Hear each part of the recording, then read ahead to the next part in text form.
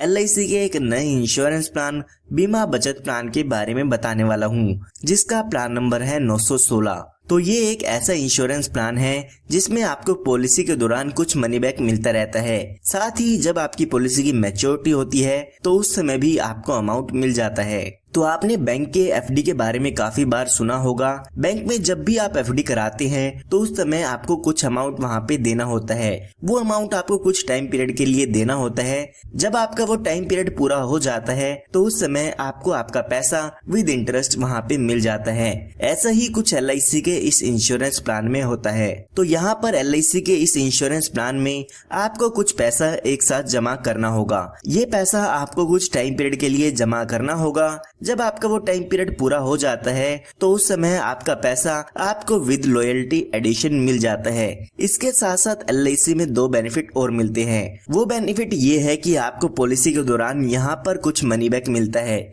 यानी कि पॉलिसी के बीच में ही कुछ ना कुछ अमाउंट आपको मिलता रहता है। इसी के साथ साथ यहाँ पर आपको इंश्योरेंस कवर भी मिल जाता है। बैंक की FD की बात करें तो वहाँ पर इंश्योरेंस कवर आपको नहीं मिलता है, लेकिन LIC की इस पॉलिसी में आपको FD के साथ साथ इंश्योरेंस कवर का बेनिफिट भी मिल जाता है। तो आइए सबसे पहले जान लेते हैं कौन कौन इस इंश्योरेंस पॉलिसी को ले सकते हैं। उसके बाद हम जानेंगे कि इसमें आपको कितना प्रीमियम पे करना होगा, कितनी मैच्योरिटी होगी और क्या क्या डेथ बेनिफिट मिल जाते हैं। तो यहाँ पर सबसे पहले बात आती है मिनिमम एज की, यानी कि कम से कम कितनी उम्र के व्यक्ति इस इंश्योरेंस पॉलिसी को ले सकते हैं। तो वो एज यहाँ पे दी गई है 15 साल की, यानी कि अगर आपकी उम्र 15 साल या 15 साल से ज्यादा की है तो आप इस इंश्योरेंस पॉलिसी को ले सकते हैं। उसके बाद बात आती है मैक्सिमम एज की, यानी कि ज्यादा से ज्यादा कितनी उम्र तक के व्यक्ति इस इंश्योरेंस पॉलिसी को ले सकते हैं। तो वो एज यहाँ पे दी गई है 50 साल की, यानी कि 15 साल के बच्चे से लेके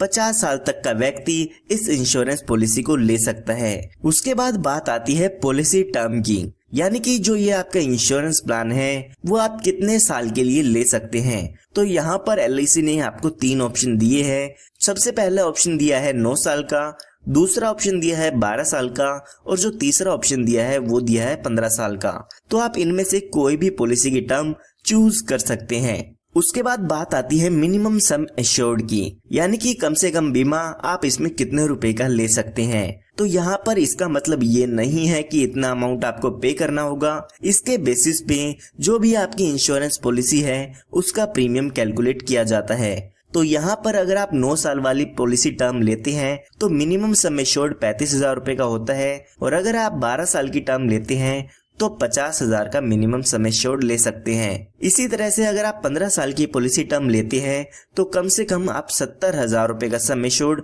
इसमें ले सकते हैं। उसके बाद अगर हम बात करें मैक्सिमम सम एश्योर्ड की, तो मैक्सिमम सम एश्योर्ड के लिए यहाँ पर कोई भी लिमिट नहीं है। ये आपकी इनकम पे डिपेंड करता है कि आपकी इनकम प्रूफ के अकॉर्डिंग मैक्सिमम इंश्योरेंस आप यहाँ पे कितना ले सकते हैं। तो आइए अब एक एग्जांपल लेके समझते हैं कि ये पूरा इंश्योरेंस प्लान कैसे काम करता है।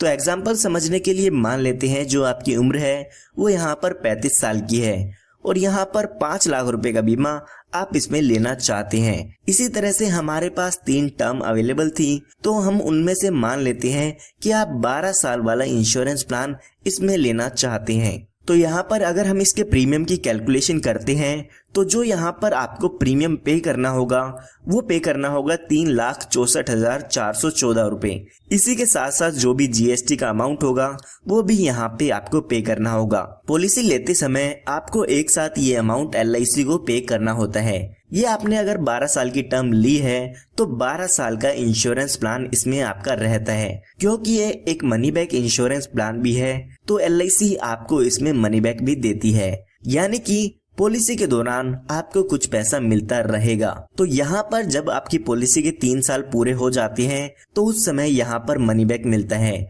पॉलिसी में 75,000 रुपए का अमाउंट मिल जाता है, जो कि आपके सम एश्योर्ड का 15% होता है। तो हमारा सम एश्योर्ड है यहाँ पर 5 लाख रुपए का।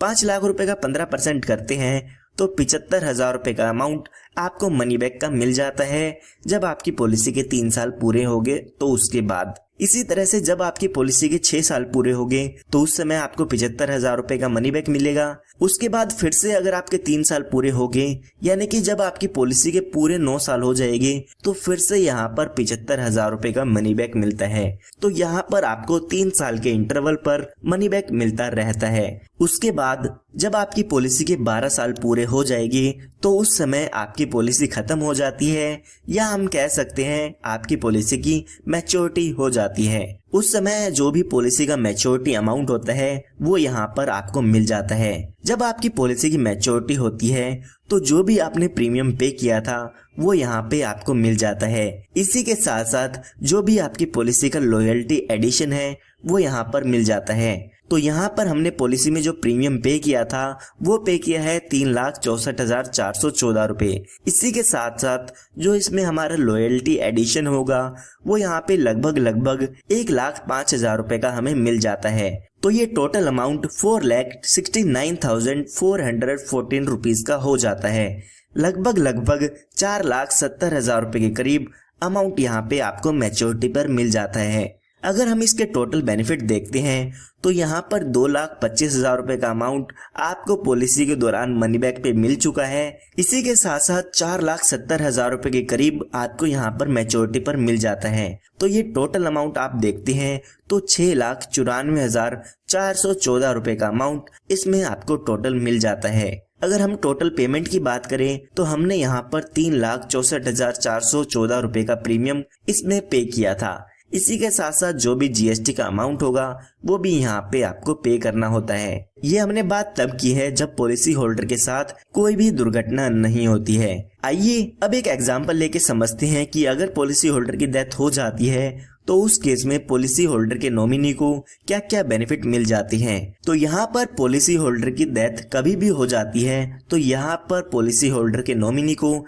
डेथ बेनिफिट्स मिलते हैं। अगर पॉलिसी होल्डर की डेथ पॉलिसी की शुरुआती 5 साल में हुई है तो पॉलिसी होल्डर के नॉमिनी को आपकी पॉलिसी का सम एश्योर्ड का अमाउंट मिलता है, यानी कि जितने रुपए का भी बीमा आपने लिया है वो अमाउंट यहाँ पे मिल जाता है। और अगर पॉलिसी होल्डर की डेथ 5 साल के बाद हुई है तो यहाँ पर आपकी पॉलिसी का सम एश्योर्ड और जो भी लॉयल्टी एडिशन है वो आपके पॉलिसी होल्डर के नॉमिनी को मिल जाता है। तो यहाँ पर हम समझने के लिए मान लेते हैं कि पॉलिसी होल्डर की डेथ 38 साल की उम्र में हो जाती है, तो उस केस में जो डेथ बेनिफिट होगा वो यहाँ पे 5 लाख रुपए का होने वाला है, क्योंकि 5 लाख रुपए का जो भी आपका सम एश्योर्ड है वो यहाँ पे मिलता है। अगर यहाँ पे पॉलिसी होल्डर की डेथ 40 साल की उम्र में होती है तो आपका जो सम एश्योर्ड का अमाउंट है वो तो मिलेगा ही मिलेगा, साथ में जो भी लॉयल्टी एडिशन होगा वो यहाँ पे आपके नॉमिनी को मिल जाता है। जितने ज्यादा साल आपकी पॉलिसी चलती है उतना ज्यादा ही लॉयल्टी एडिशनल यहाँ पे आपको मिल जाता है। तो यहाँ पर लगभग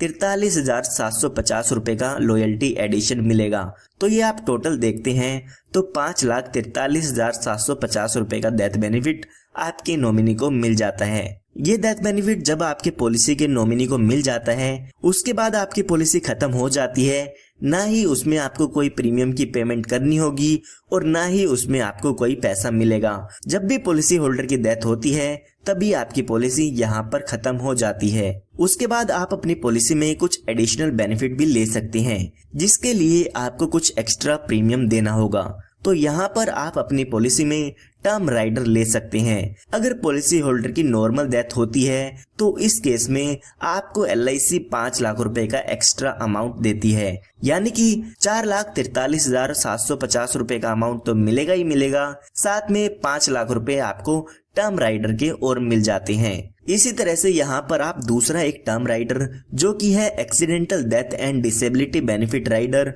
वो भी आप अपनी पॉलिसी में ऐड करा सकते हैं। अगर पॉलिसी होल्डर की डेथ एक्सीडेंट के कारण होती है तो LIC यहाँ पर आपको एडिशनल 5 लाख रुपए का अमाउंट देती है, यानी कि जो बेनिफिट हमने देखे हैं वो तो मिलेगा ही मिलेंगे, साथ में एक्सीडेंटल डेथ बेनिफिट राइडर के 5 लाख रुपए भी आपको मिल जाते हैं। तो अगर आप इन बेनिफिट्स को अपनी पॉलिसी में ऐड कराना चाहते हैं तो एक्स्ट्रा प्रीमियम देके इन बेनिफिट्स को ऐड करा सकते हैं। इसके साथ साथ LIC यहाँ पर आपको एक ऑप्शन देती है, वो है सेटलमेंट ऑप्शन। यहाँ पर LIC आपको कहती है कि जो भी आपको एक साथ पैसा मिलना है, चाहे पॉलिसी की मैच्योरिटी पर या पॉलिसी होल्डर की डेथ होने पर, जो भी आपको उस समय एक साथ पैसा मिलना है, उस पैसे को आप हमसे इंस्टॉलमेंट में ले सकते हैं, यानी कि उस पैसे को किस्तों में ले सकते हैं।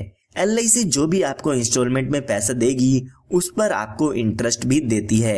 LIC यहाँ पर कहती है कि जो भी आपको मैच्योरिटी पर पैसा मिलना है, आप उस पैसे को 5, 10 या 15 साल की किस्तों में ले सकते हैं।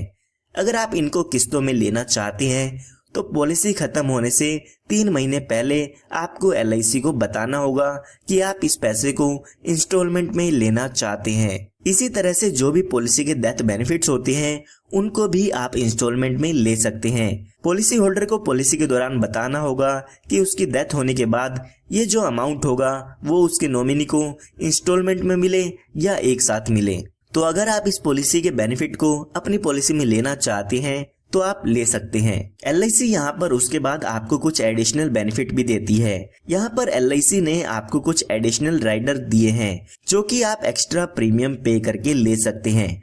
तो जैसे कि मैंने आपको बताया, आप अपनी पॉलिसी में accidental death and disability benefit rider ले सकते हैं। आप इनको एक्स्ट्रा प्रीमियम देके अपनी पॉलिसी में ऐड करा सकते हैं। इसी के साथ साथ LIC यहाँ पर आपको लोन की फैसिलिटी भी देती है। आप अपनी पॉलिसी के शुरू होने के 1 साल बाद अपनी पॉलिसी पर लोन ले सकते हैं। जो भी लोन का अमाउंट होगा उस पर आपको LIC को इंटरेस्ट भी देना होता है। जो भी इंटरेस्ट होगा उस समय वो इंटरेस्ट रेट आपको LIC को यहाँ पर आपके लोन के अमाउंट पर पे करना होगा। उसके बाद यहाँ पर आपको सरेंडर की फैसिलिटी भी मिल जाती है। कई बार ऐसा होता है कि आप अपनी पॉलिसी को बंद कराना चाहते हैं तो LIC में आप अपनी पॉलिसी को सरेंडर भी करा सकते हैं। अगर आप पॉलिसी के पहले ही साल में अपनी पॉलिसी को बंद कराना चाहते हैं तो उस समय जो भी आपने सिंगल प्रीमियम पे किया है उसका 75% आपको आपके सरेंडर वैल्यू में मिल जाता है। इसी तरह से अगर आप दूसरे साल या दूसरे साल के बाद अपनी पॉलिसी को सरेंडर कराते हैं तो आपके सिंगल प्रीमियम का 90% तक का अमाउंट आपको मिल जाता है और उसमें से अगर आपको कोई मनी बैक मिल चुका है तो वो अमाउंट यहाँ पे लेस कर दिया जाता है। इसी के साथ साथ यहाँ पे LIC की तरफ से आपको टैक्स बेनिफिट भी मिल जाते हैं। तो जो भी इनकम टैक्स की रिटर्न फाइल करते हैं वो इसमें प्रीमियम की डिडक्शन ले सकते हैं। जो भी इनकम टैक्स रूल्स होंगे उसके हिसाब से आप इसके प्रीमियम की डिडक्शन ले सकते हैं। उसके बाद बात करते हैं मैच्योरिटी की। तो यहाँ पर जो भी आपकी पॉलिसी पर मैच्योरिटी अमाउंट मिलता है वो यहाँ पर टैक्सेबल होता है। उस पर आपको इनकम टैक्स के हिसाब से आपको टैक्स देना होगा। उसके बाद बात आती है डेथ क्लेम की। तो यहाँ पर डेथ क्लेम पर आपको कोई भी टैक्स नहीं देना होगा। इनकम टैक्स के 1010D में आपको यहाँ पे एग्जम्प्ट कर दिया गया है। आपको डेथ क्लेम के पैसे पर कोई भी टैक्स नहीं देना होगा। तो यहाँ पर हमने बात कर ली है LIC के प्लान बीमा बचत प्लान नंबर 916